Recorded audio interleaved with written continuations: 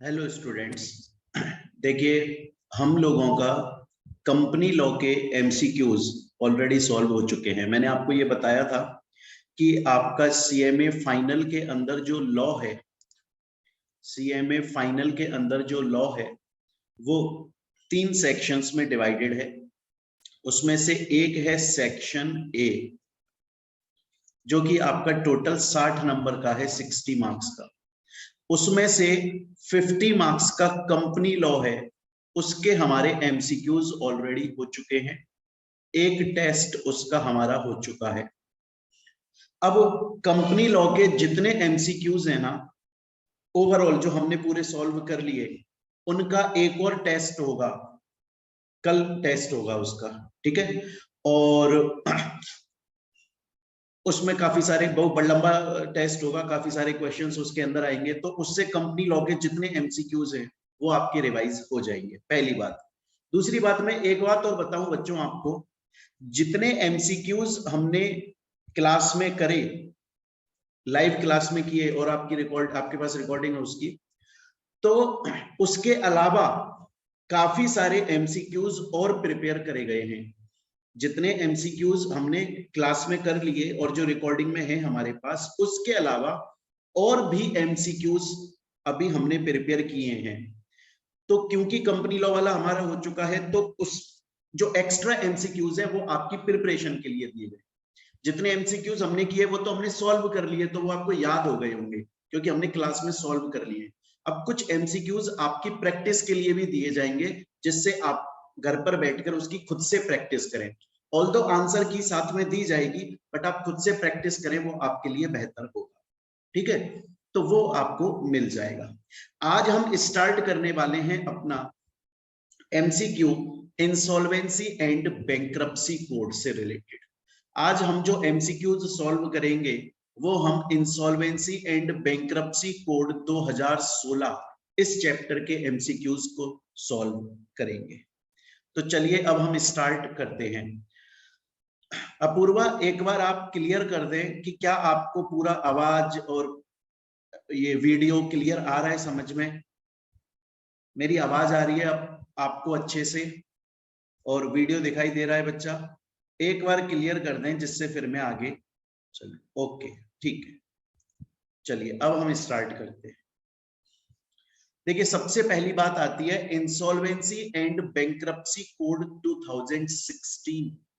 ये किस पर एप्लीकेबल नहीं होता? नॉट एप्लीकेबल ऑन, किस पर एप्लीकेबल नहीं होता? मैं आपको इसके बारे में थोड़ा सा कुछ बता देता।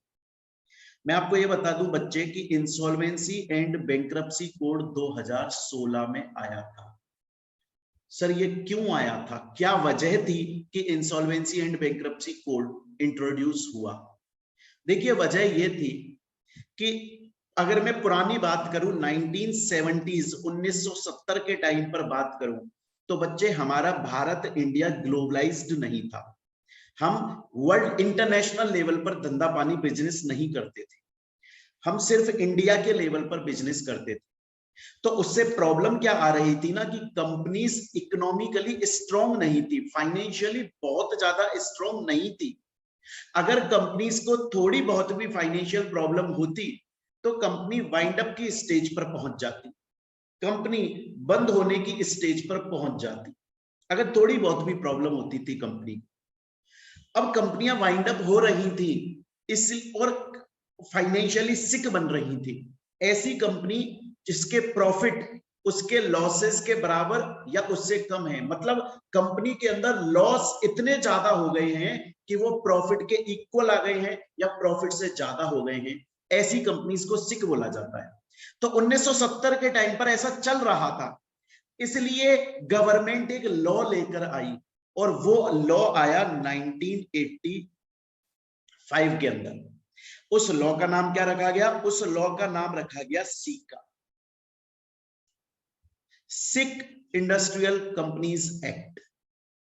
जो कंपनीज सिक हो चुकी हैं, जो इंडस्ट्रीज सिक हो चुकी हैं, जो फाइनेंशियली प्रॉब्लम में चल रही हैं, जिनके प्रॉफिट उनके लॉसेस के बराबर या उनसे कम है, लॉसेस ज्यादा हो गए हैं, प्रॉफिट कम है कंपनी के अंदर, सिक कंपनीज, उनको दोबारा से रिवाइव किया जाए, उनको रिवाइटल की गोली दे दी जाए, जिससे वो दोबारा से सिक कंपनी से प्रॉफिटेबल कंपनी, सिक कंपनी से हेल्दी कंपनी में कन्वर्ट हो जाए। उसके लिए ये एक्ट लाया गया। लेकिन बच्चों क्या है ना कि एक तो सी का एक्ट ला दिया गया था, उसके अलावा एक दूसरा एक्ट चल रहा था, हमारे बाइंडिंग के प्रोविजंस अलग चल रहे थे कंपनीज एक्ट के। तो कंपनीज फाइनेंशियली प्रॉब्लम में तो थी और कंपनीज चाहती थी कि उनको कोई रिवाइव कर दे।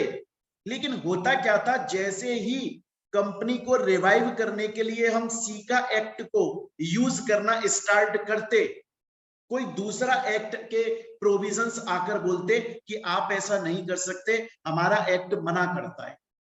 हम उस एक्ट को मानने लगते तो कोई एक नया एक्ट आकर, नया लॉ आकर बोलता कि भैया आप ये क्या कर रहे हो, आप ऐसा नहीं कर सकते।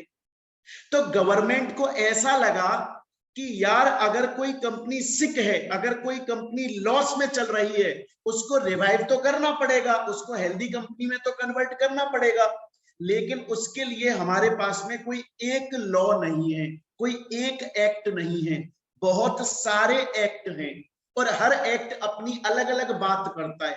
हम एक एक्ट को फॉलो करना चाहते हैं, दूसरा एक्ट हमें मना कर देता है, हमें रेस्ट्रिक्ट कर देता है। गवर्नमेंट को लगा हमें एक सेपरेट एक्ट चाहिए, एक एक्सक्लूसिव एक्ट चाहिए, जो कि कोई भी कंपनी अगर वो सिक बन गई है, अगर वो लॉस मेकिंग बन गई है, तो फिर उसको रिवाइव कर सके। और जब हम उसके प्रोविजंस को फॉलो करें, तब दूसरा कोई एक्ट आकर हमसे छेड़खानी ना करे, हम इजीली उस एक्ट के प्रोविजन को फुलफिल कर पाए। ऐसा नहीं था बच्चों कि इस इंडस्ट्रियल ये इंसॉल्वेंसी एंड बैंक्रप्सी कोड से पहले कोई लॉ नहीं था इंडिया में, बहुत सारे लॉ थे। प्रॉब्लम यही थी कि लॉ बहुत ज्यादा थे और कंपनी को रिवाइव करने के लिए उन सभी लॉज को एक साथ में फुलफिल करवाना मुश्किल था। इसलिए गवर्नमेंट को यह जरूरत महसूस हुई कि भैया हमें एक सेपरेट लॉ चाहिए, सेपरेट एक्ट चाहिए, जो कि अकेला ऑलराउंडर हो और उसको अगर हम फॉलो कर लें तो उससे कंपनी को रिवाइव कर दिया जाए। इसलिए बच्चों 2016 में इंसॉल्वेंसी एंड बैंक्रप्सी कोड लाया गया। अब क्वेश्चन ये आता है कि ये जो इंसॉल्वेंसी एंड बैंक्रप्सी कोड 2016 में आया, इसके ऑब्जेक्टिव क्या थे? इसके दो ऑब्जेक्टिव थे और दोनों ऑब्जेक्टिव सीक्वेंस में है, सीक्वेंस वाइज, मतलब समझ जाओगे, प्रोसेस टाइप है। पहला ऑब्जेक्टिव क्या था? कानून बोलता है, कानून बड़ी सिंपल बात बोलता है, देखो कानून बोलता है कि हम ये एक्ट इसलिए लाए हैं क्योंकि हमारा इंटेंशन है, हमारा एम है सिक कंपनीज को, लॉस मेकिंग कंपनीज को profit making company, healthy company में कन्वर्ट कर देना, ये हमारा इंटेंशन है। इसलिए हम ये लॉ लेकर आए हैं। तो पहला एम क्या था? To revive the sick companies, to revive sick companies. Clear है ये चीज? यहां तक अगर सोचो, अब क्या होता था ना बच्चे, जैसे एक बात, एक एग्जांपल के तौर पे सोचो कि आपकी आइडिया कंपनी सिक कंपनी बन गई। अब NCLT, national company law tribunal, इस आईबीसी के अंदर क्या करता है? कोशिश करता है कि यार इसको कैसे ना रिवाइव करो, कैसे ना कैसे इसको प्रॉफिट में कन्वर्ट कर दो। कैसे करेंगे? सोचो इसके अंदर एम्प्लॉइज बहुत ज्यादा है, कुछ को निकाल दो, शायद कॉस्ट सेव हो जाए। या फिर ऐसा करो, इसको ना किसी प्रॉफिट मेकिंग कंपनी के अंदर मर्ज कर दो। या फिर ऐसा करो, इसकी ना बहुत सारी ब्रांचेस हैं, कुछ ब्रांचेस को डीमर्ज कर दो। या फिर ऐसा करो, इसका ना टेक ओवर करवा दो किसी प्रॉफिटेबल कंपनी से। क्या होता है, जब भी कोई सिक कंपनी का केस आता है ना आईबीसी में, तो एनसीएलटी अपनी हर कोशिश करता है एक कोई ना कोई स्कीम बन जाए, कोई ना कोई प्लान बन जाए, जिससे हम सिक कंपनी को रिवाइव कर दें। बेचारा पूरी भरपूर कोशिश करता है ये एनसीएलटी। पर अगर एनसीएलटी इस कंक्लूजन पे पहुंच जाए, अपनी पूरी मेहनत करने के बाद, उसने खूब हाथ पैर मारे, खूब स्कीम बनाने की कोशिश करी, खूब प्लान बनाने की कोशिश करी, लेकिन उसको ये लग गया कि इस कंपनी का तो बेड़ा गर्क हो चुका है, ये कंपनी टोटल गड्ढे में जा चुकी है, ये कंपनी इतनी ज्यादा लॉस में जा चुकी है कि अब इसको प्रॉफिट में कन्वर्ट करना भाई साहब पॉसिबल नहीं है। तो फिर दूसरा पर्पस आता है कि इसको वाइंड अप करवा दो। एनसीएलटी से ऑर्डर लेकर आ जाओ, एनसीएलटी ऑर्डर पास कर दे कि हमने हर तरह से हाथ पैर मार लिए, पूरी कोशिश कर ली, पर ये कंपनी रिवाइव नहीं हो पा रही है, हम इसको वाइंड अप कर रहे हैं। इसलिए ये इंसॉल्वेंसी बैंक्रप्सी कोड आया था इन दो पर्पस के लिए। क्वेश्चन ये आता है कि सर ये रिवाइव किस किस को करता है? देखिए, ये कंपनी को रिवाइव करता है, ये एलएलपी लिमिटेड लायबिलिटी पार्टनरशिप को रिवाइव करता है, पार्टनरशिप फर्म को रिवाइव करता है, स्टैट्यूटरी कंपनी, आपको पता होगा ना बच्चे, एक स्टैट्यूटरी कंपनी होती है, एक रजिस्टर्ड कंपनी होती है। आप सीएमए के बच्चे, आप स्टैट्यूटरी कंपनी के मेंबर बनने जा रहे हो। स्टैट्यूटरी कंपनीज वो कंपनीज होती हैं जो कि कंपनीज अकेले कंपनीज एक्ट में रजिस्टर नहीं होती, सिर्फ कंपनीज एक्ट में नहीं होती, बल्कि वो अपना खुद का एक सेपरेट एक्ट लेकर आती हैं, पार्लियामेंट से अप्रूवल लेती हैं, अपने खुद के सेपरेट एक्ट में रजिस्टर्ड होती हैं। पढ़ा होगा ना, जैसे आईसीएमएआई हो गया, आईसीएआई हो गया, आईसीएसआई हो गया, एलआईसी हो गया, आरबीआई हो गया, ये स्टैट्यूटरी कंपनीज हैं। तो ये रजिस्टर्ड कंपनीज पर भी एप्लीकेबल होता है, स्टैट्यूटरी कंपनी पर भी एप्लीकेबल होता है, एलएलपी पर भी एप्लीकेबल होता है, पार्टनरशिप फर्म पर भी एप्लीकेबल होता है, इंडिविजुअल पर भी एप्लीकेबल होता है। लेकिन बच्चों, मैं आप लोगों को देखिए एक मिनट बताऊं, मैंने यहां आगे मेंशन भी किया हुआ है,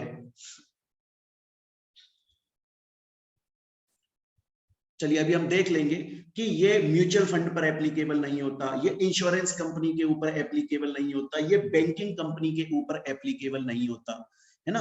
तो ये बाकी सब पर तो एप्लीकेबल होता है, लेकिन देखिए ये लिखा हुआ, लेकिन ये इंश्योरेंस कंपनी के ऊपर एप्लीकेबल नहीं होता, म्यूचुअल फंड पर एप्लीकेबल नहीं होता, बैंक पर एप्लीकेबल नहीं होता, फाइनेंशियल इंस्टीट्यूशन जो लोन देते हैं उन पर एप्लीकेबल नहीं होता। हमारा फर्स्ट क्वेश्चन यही है बच्चे, इंसॉल्वेंसी बैंक्रप्सी कोड किस पे अप्लाई होता है? पार्टनरशिप फर्म होता है, इंडिविजुअल होता है, उस पर एलएलपी पे होता है, कंपनी इस पे भी होता है, लेकिन वो जो फाइनेंशियल सर्विस दे रहे हैं, मतलब बैंक या फाइनेंशियल इंस्टीट्यूशन, उन पर ये आईबीसी कोड अप्लाई नहीं होता। आपको अब याद हो जाना चाहिए बच्चे कि किस किस पर अप्लाई होता है, कंपनी पे, एलएलपी पे, पार्टनरशिप फर्म पे, स्टैट्यूटरी कंपनी, इंडिविजुअल या कोई और जिसको कल को सेंट्रल गवर्नमेंट बोल दे म्यूचुअल फंड पे अप्लाई होगा तो होगा, पर आज तो नहीं होता। एक बार सभी बच्चे चैट बॉक्स पर मेरे को बताएं यहां तक की बात समझ में आई कि नहीं आई, जल्दी से। अपूर्वा, शिप्रा, बच्चे एक बार जल्दी से बता दो यहां तक क्लियर है, आया कि नहीं आया समझ में? अगर प्रॉब्लम है आप दोबारा पूछ लीजिए, मैं दोबारा समझ। चलिए मैसेज आ रहा है, समझ में आ गया, तो आगे चलते।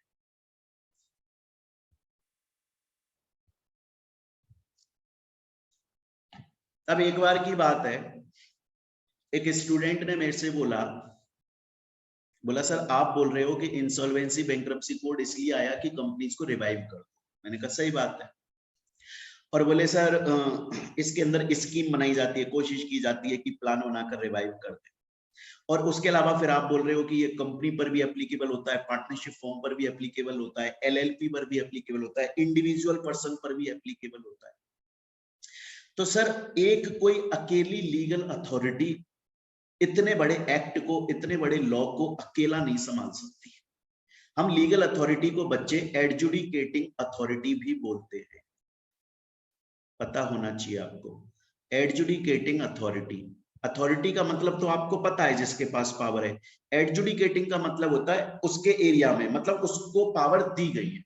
एडजुडिकेटिंग का मतलब जैसे एडजुडिकेशन, मेरा एडजुडिकेशन क्या है? मेरा एडजुडिकेशन मेरा इंस्टीट्यूट है, मेरे इंस्टीट्यूट का मैं मालिक हूं, वो मेरा एडजुडिकेशन है, वहां मेरा रूल चलेगा, बाहर मेरा रूल नहीं चलेगा। एक कलेक्टर का एडजुडिकेशन क्या होता है? उसका जिला। एक प्रधानमंत्री का एडजुडिकेशन क्या होता है? उसका देश। एक चीफ मिनिस्टर का एडजुडिकेशन क्या होता है? उसका स्टेट, राज्य। उसी तरह से एडजुडिकेटिंग अथॉरिटी का मतलब जो इस एक्ट के, इस लॉ के अंदर ऑथराइज्ड है। अब कौन कौन है उस एडजुडिकेटिंग अथॉरिटी? तो देखिए बच्चों, अगर पार्टनरशिप फर्म और इंडिविजुअल के केस में बात करूं तो date recovery tribunal and date recovery appellate tribunal 1993 में ये अथॉरिटीज बनी थी। और अगर कंपनी के केस में या एलएलपी के केस में बात करूं तो बच्चे एनसीएलटी एंड एनसीएलएटी आपको याद रखना है कि इंसॉल्वेंसी एंड बैंक्रप्सी कोड के अंदर लीगल अथॉरिटी, एडजुडिकेटिंग अथॉरिटीज कौन कौन है? एनसीएलटी एंड एनसीएलएटी, ये हैं किसके केस में? कंपनी एंड एलएलपी के केस में। और बच्चे डीआरटी या डीआरएटी ये भी हैं, पर ये है पार्टनरशिप फर्म और इंडिविजुअल के केस में। डीआरटी डीआरएटी क्यों आया था, ये भी एक बहुत बड़ा क्वेश्चन होता है। और जब आप सारफेसाई एक्ट पढ़ते हो, securitisation and financial asset reconstruction, उसमें आपको ये कहानी सुनने को मिलती है डीआरटी 1993 में क्यों आया था। अब हम हमारा सेकंड क्वेश्चन देखेंगे, which of the following is not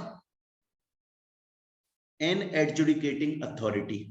NCLT sir वो तो होता है, हमने पढ़ा था। डीआरटी सर वो भी होता है, हमने पढ़ा था।